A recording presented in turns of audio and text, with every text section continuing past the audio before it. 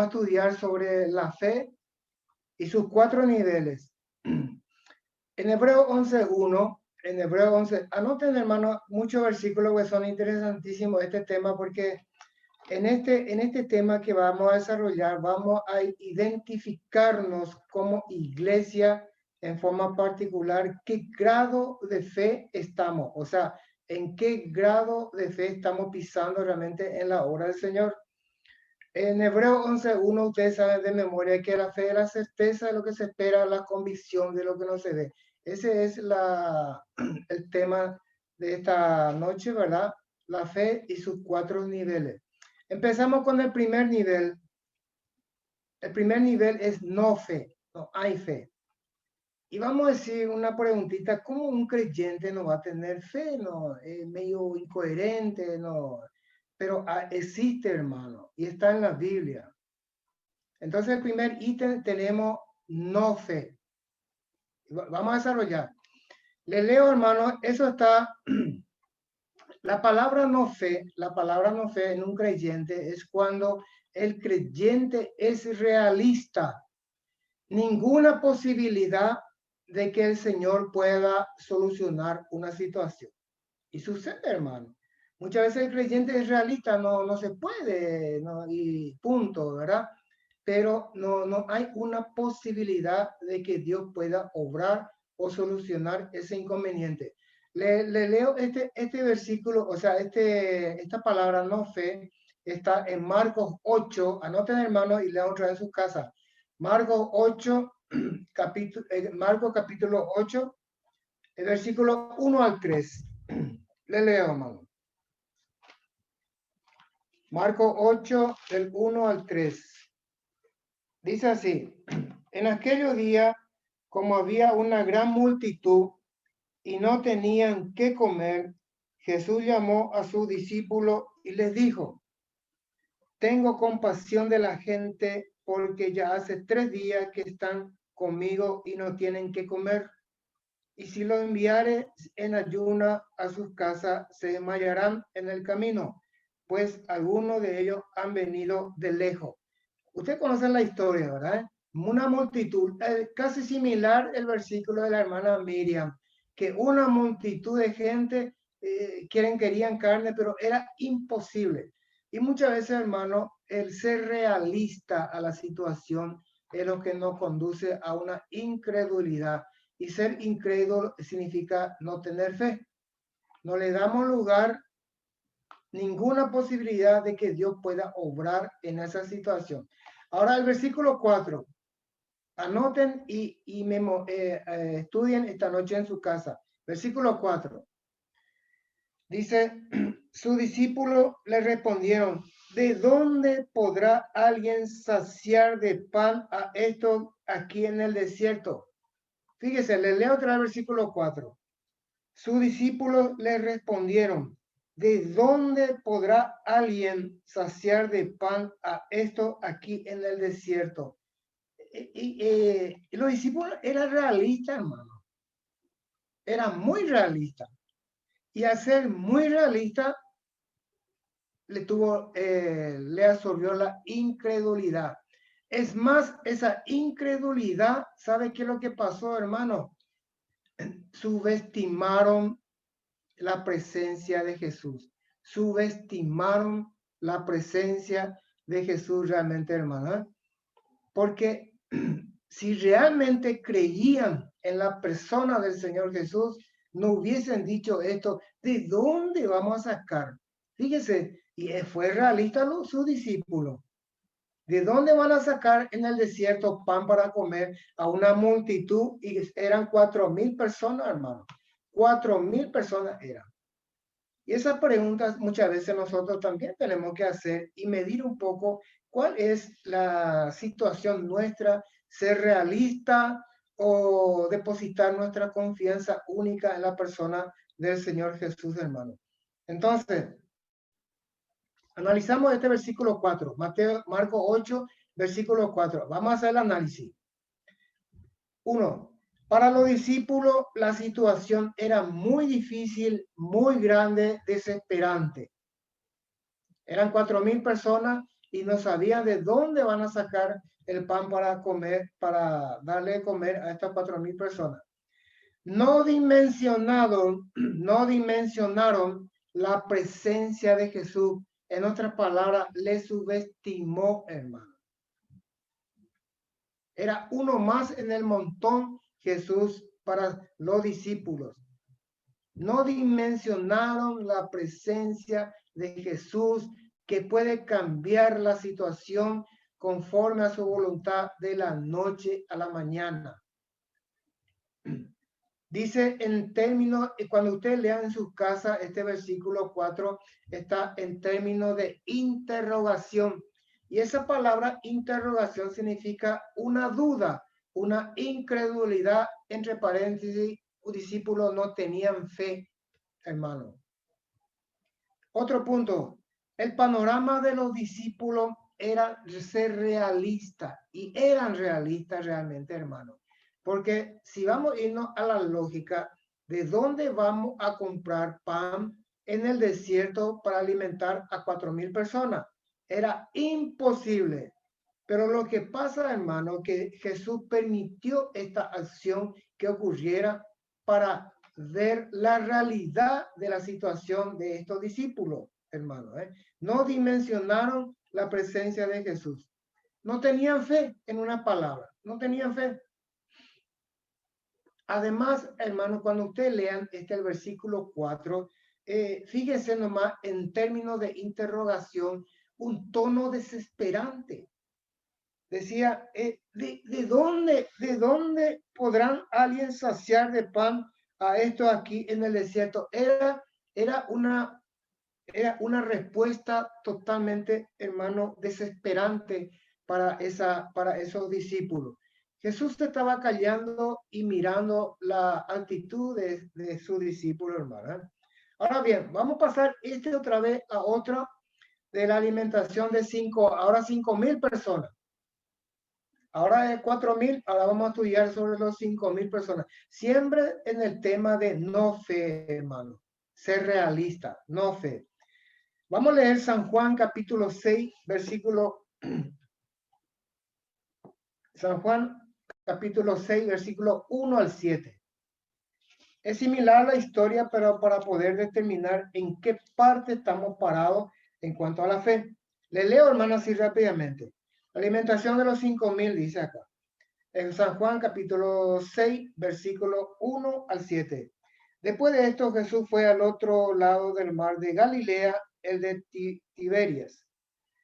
Y le seguía gran multitud porque veían las señales que hacía en los enfermos. Entonces subió Jesús a un monte y se sentó allí con sus discípulos. Y estaba cerca la Pascua, la fiesta de los judíos. Cuando alzó Jesús los ojos y vio que había venido a él gran multitud, dijo a Felipe, ¿de dónde compraremos pan para que coman esto? Fíjese en el versículo 5, hermano. Jesús le hace una pregunta a Felipe. Jesús le hace una pregunta a Felipe. Dice, ¿de dónde compraremos pan para que coman esto? Dice. Y en el versículo 6, pero aclara qué fue lo que pasó, pero esto decía para probarle, porque él sabía lo que había de hacer. Jesús sabe lo que tiene que hacer, hermano. Y muchas veces prueba esa situación a ver dónde estamos parados, hermano. El versículo 7, Felipe le respondió, fíjese, 200 denarios de pan no bastarían para que cada uno de ellos tomase un poco, dice. Es la misma cosa que en la iglesia de Villaliza estemos como 30 miembros y la hermana Mirta trae un pan y dice, va a decir en su mente, pero ¿cómo yo voy a repartir a 30 personas pedacito, migaja o algo? Va a decir. Y esa era la actitud de Felipe, hermano. Y Felipe, el apóstol Felipe, por si acaso ustedes no saben, el apóstol Felipe era considerado un apóstol incrédulo. Siempre fue incrédulo. Y en otra ocasión, cuando los hermanos me indiquen para predicar en el tema de Santa Cena, le voy a le voy a predicar sobre Jesús y el apóstol Felipe. Jesús y el apóstol Felipe. ¿Cómo Jesús se interesó en Felipe a que cambie de actitud de incredulidad? Esa es otra ocasión cuando los hermanos me mencionan. En la Santa Cena voy a predicar esto, hermano, porque es tema de Santa Cena. Y fíjense nomás, Felipe, el apóstol Felipe, estamos hablando del apóstol Felipe, hermano, realmente era una persona incrédula. Y dice ahí, 200 denarios de pan no bastarían para que cada uno de ellos tomase un poco. ¿Qué fue lo que le pasó a Felipe en el versículo 7? Felipe no dimensionó la presencia de Jesús, hermano. Todavía no estaba creyendo. Aún con todo, él estaba sanando los enfermos, todos los milagros que Jesús hacía, y el apóstol Felipe todavía no estaba creyendo. Inclusive cuestionaba la pregunta de Jesús: ¿cómo 200 denarios vamos a comprar para alimentar a estas 5,000 personas? Y esa era la situación, hermano. Realmente ser realista a una situación, ninguna posibilidad en nuestro pensamiento de que Dios pueda obrar o solucionar un problema. Nosotros tenemos que dimensionar la presencia de Jesús en nuestro corazón y hacer que, de acuerdo y conforme a su voluntad, Él puede obrar o no obrar, hermano. ¿Se dan cuenta? No ser realista, más bien confiar en la persona del Señor Jesús, que Él puede cambiar la situación de la noche a la mañana, hermano. Entonces, el segundo ítem. Entonces, el primer ítem es no fe, hermano. Ya le di 2 ejemplos. Realmente ser realista no es cosa de creyente, hermano. El segundo ítem es poca fe. O sea, un poquitito más de lo que es no fe. Poca fe. Le leo este capítulo, hermano. Está en Mateo. Anoten, hermano, estos versículos y lean otra vez en sus casas para ir interiorizándose un poco. Mateo 17, versículo 14 al 21. Mateo 17, 14 al 21. Dice así: cuando llegaron al gentío, vino a él un hombre que se arrodilló delante de él diciendo: Señor, ten misericordia de mi hijo, que es lunático y padece muchísimo, porque muchas veces cae en el juego y muchas en el agua. Y lo he traído a tu discípulo, pero no le han podido sanar. Respondiendo Jesús dijo: oh, generación incrédula y perversa, ¿hasta cuándo he de estar con vosotros? ¿Hasta cuándo he de soportar? Tráemelo acá. Y reprendió Jesús al demonio, el cual salió del muchacho, y éste quedó sano desde aquella hora. Viniendo entonces los discípulos a Jesús aparte, dijeron: ¿por qué nosotros no pudimos echarlo fuera? Jesús le dijo: por vuestra poca fe. Porque de cierto digo que si tuviereis fe como un grano de mostaza, diréis a este monte: pásate de aquí allá, y se pasará, y nada os será imposible. Pero este género no sale sino con oración y ayuno. ¿Se dan cuenta, hermano? Los discípulos no pudieron echar demonios. ¿Por qué? Porque tuvieron poca fe.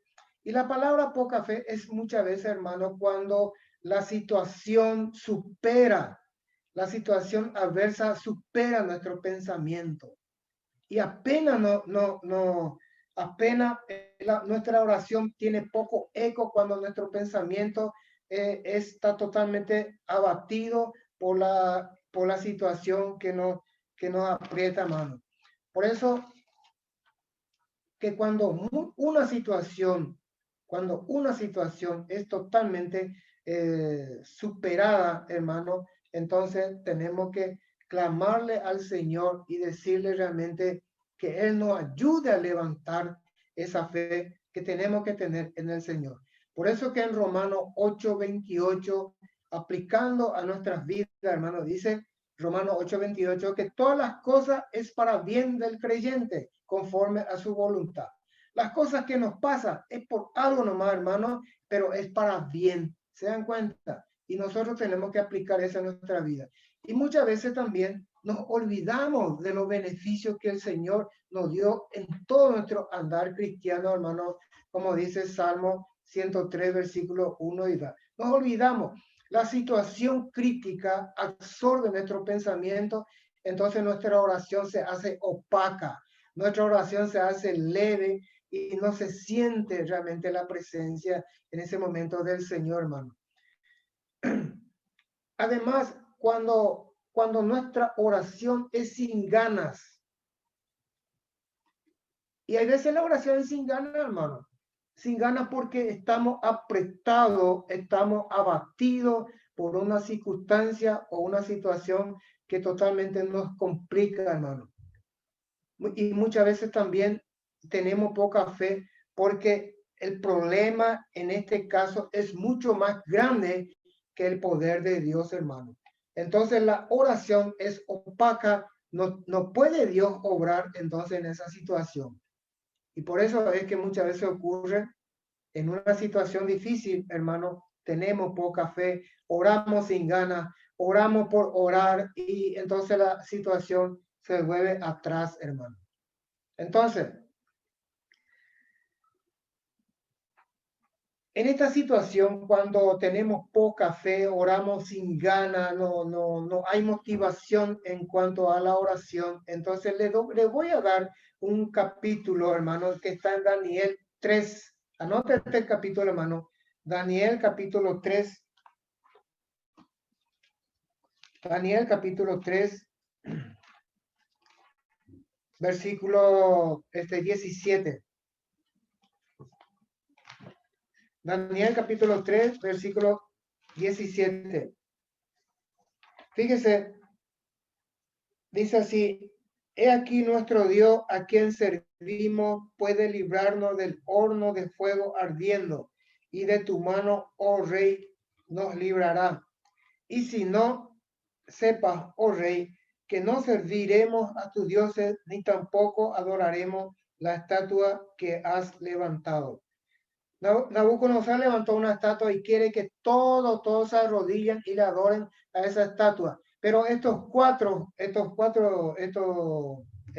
tres hombres respondieron al rey Nabucodonosor y le dice: he aquí que nuestro Dios a quien servimos puede librarnos, dice, del horno de fuego ardiendo, y de tu mano, oh rey, nos librará, hermano. Era una situación desesperante para estos tres jóvenes hermanos realmente, porque ellos no querían adorar a la estatua. Entonces Nabucodonosor se enojó y le quería tirar al horno de fuego.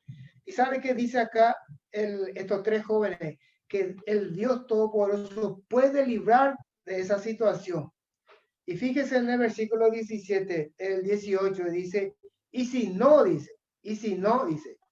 Y esa palabra, y si no, es cuando la situación es muy difícil, hermano, es cuando nosotros tenemos que ponernos a disposición del Señor. Tenemos que estar sumisos al Señor, que Él haga su voluntad a favor nuestro, hermano. Por eso estos tres jóvenes tuvieron carácter, hermano. Sus vidas entregaron a Dios, hermano. Su vida le entregó a Dios y no obedeció a las órdenes de Nabucodonosor.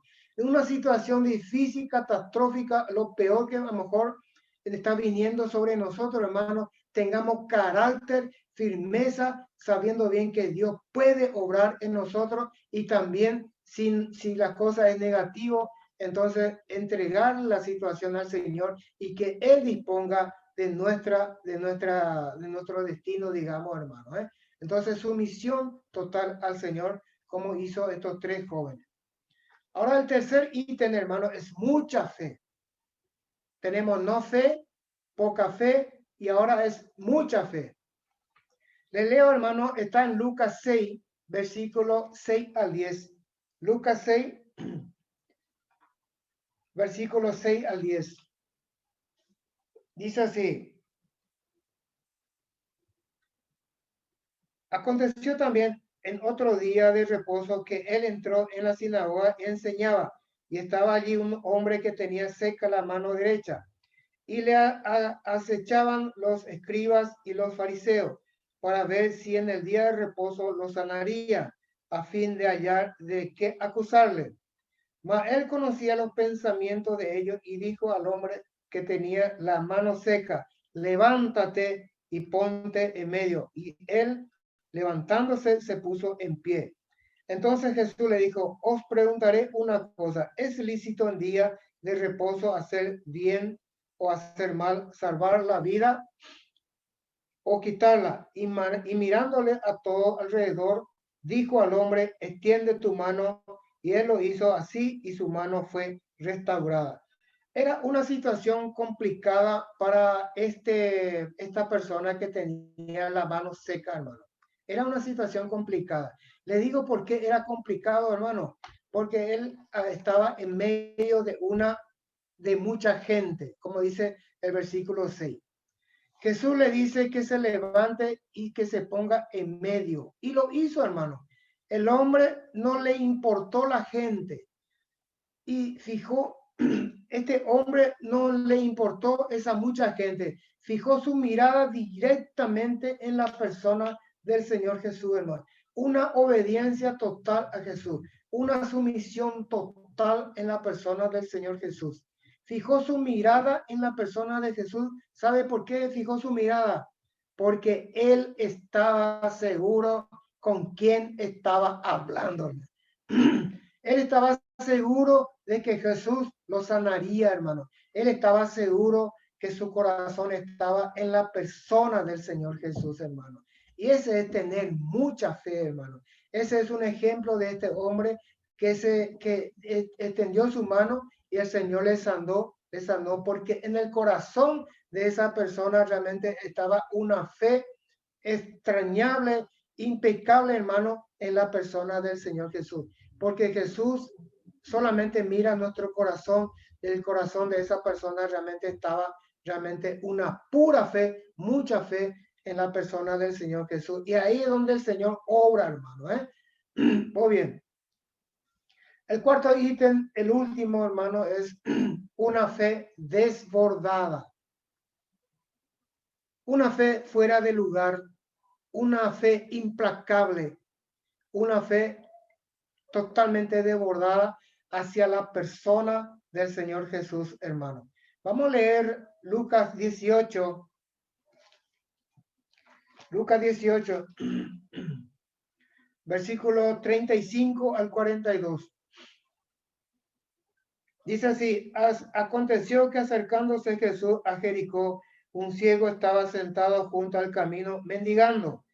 Y al oír a la multitud que pasaba, preguntó qué era aquello, y le dijeron que pasaba Jesús Nazareno. Entonces dio voces diciendo, Jesús, hijo de David, ten misericordia de mí. Y los que iban delante le reprendían para que callase, pero él clamaba mucho más, hijo de David, ten misericordia de mí. Jesús entonces, deteniéndose, mandó traerle a su presencia, y cuando llegó, le preguntó, diciendo, ¿qué quieres que te haga? Y él dijo, Señor, que reciba la vista. Jesús le dijo, recíbela, tu fe te ha salvado. Hermano, esta es una linda historia, un hecho verídico que está en la Biblia. Y podemos hacer pequeños análisis de este ciego, hermano. En el versículo 38, entonces dio voces, o sea que la palabra dio voces significa gritó, hermano, gritó él. Dice, hijo de David, Jesús, hijo de David, ten misericordia de mí, dice. O sea, gritó, hermano, estaba clamando a Jesús, ten misericordia de mí. Imitemos, hermano, a este ciego, de clamarle al Señor, gritarle al Señor, ten misericordia de nosotros. En el versículo 39, ¿sabe qué es lo que pasó ahí, hermano? Versículo 39. Y los que iban delante le reprendían para que callase. O sea, la gente, hermano, le decía, cállate, cállate, no tenés por qué decir, vos sos un ciego, vos sos esto, vos sos aquello. Y saben que este ciego sabe qué es lo que hizo, pero él clamaba mucho más, o sea, él gritaba mucho más, pedía mucho más, hermano, que le pedía a Jesús que tenga misericordia. Una actitud entrañable, hermano, una actitud de búsqueda implacable al Señor, de decirle, ten misericordia de nosotros, ten misericordia de esa gente que están enfermos en los hospitales, ten misericordia de este mundo plagado de esta epidemia, ten misericordia, Jesús, de la iglesia de Villa Alicia, que sigamos creciendo en calidad, en número, en conocimiento, en todas las áreas que sigamos creciendo, que muchas familias realmente estén contentos, gozosos en tu presencia. Hay muchas cosas que tenemos que clamarle a diario, hermano. No que alguien te haga callar y nos callamos, sino que clamemos todos los días, hermano, puntualmente por esta situación de pandemia que está atravesando el país y el mundo entero. Hoy he visto en el diario, hermano, 10.000 muertes. Ustedes saben que 10.000 muertes, hermano, de esta pandemia. Catastrófico, y dice el título, catastrófico para el gobierno de Marito. Y muchas veces, hermano, ocurre por falta de oración, hermano, por no tener esta actitud de este ciego realmente que gritaba al Señor que ten misericordia a nosotros.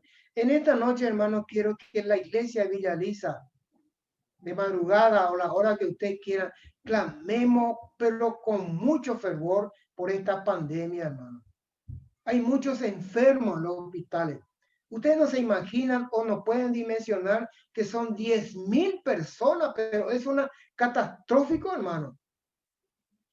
Esto ya es el colmo que hemos llegado, hermano, y muchas veces por falta de una oración impecable al Señor, de gritarle al Señor que tenga misericordia puntualmente del Paraguay y de todos los países del mundo, hermano. Además, en el versículo 40, sorprendente, hermano, que tenemos que imitar a este ciego. Este ciego, la gente le dice, cállate, no, vos no podías hablar, vos sos un ciego. ¿Y sabe qué hizo este ciego? Gritó más, clamó más, hermano. Y en el versículo 40, cuando usted haga su análisis, hermano, en el versículo 40, Jesús estaba caminando y escuchaba de atrás todo lo que este hombre estaba gritando, clamando, Jesús, ten misericordia de mí. Y Jesús se iba caminando. Y en el versículo 40 se detiene Jesús. Se detiene Jesús, hermano. Nosotros con nuestra oración también podemos detenerle a Jesús y clamarle, hermano, realmente por esta pandemia. Este ciego lo detuvo a Jesús porque estaba caminando. Dice el versículo 40, Jesús entonces deteniéndose. ¿Por qué dice deteniéndose? Porque él estaba caminando y estaba escuchando hacia atrás el clamor de este ciego, hermano. Y en el versículo 40 dice, mandó traerle a su presencia y cuando llegó le preguntó, ¿qué quieres que te haga, hermano?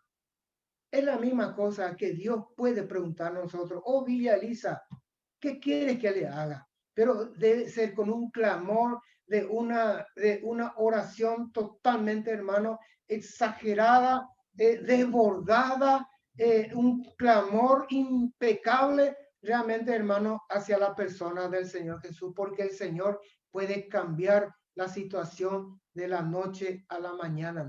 Muchos enfermos puede ser que en esta noche mismo hayan sanado de este virus. Muchos enfermos que en esta noche del borde de la muerte van a pasar caminando otra vez, hermano, pero depende mucho de nuestra oración, que lo hagamos con fervor y en sinceridad también, hermano. Entonces, conclusión. Vamos a leer Mateo 7, versículos 7 y 8. Este es un versículo que todos conocen de memoria, hermano, pero hay un trasfondo fundamental, hermano. Mateo 7, versículos 7 y 8. Pedid y se os dará, buscad y hallaréis, llamad y se os abrirá. Porque todo aquel que pide, recibe, y el que busca, halla, y el que llama, se le abrirá, hermano. La conclusión de esto, hermano de Villaliza, en esta noche, cada uno en sus casas particulares, me gustaría que oremos en forma exagerada, en forma contundente, en forma de sinceridad, clamando al Señor misericordia por nuestro país, por esos enfermos que están mendigando por su vida, hermano. Por esos enfermos que están realmente al borde de la muerte. Por esos enfermos que realmente necesitan de Cristo, hermano. Vamos a clamarle al Señor. Por eso nuestro principio de esta noche y todos los días tiene que ser esto, hermano. Vamos a pedir al Señor en oración realmente para que sane a este pueblo paraguayo. Vamos a buscarle al Señor implacablemente a partir de esta noche y todos los días, y también vamos a llamarle, pero vamos a gritarle al Señor que tenga misericordia de nosotros, hermano. Y el que el Señor bendiga su palabra, hermano.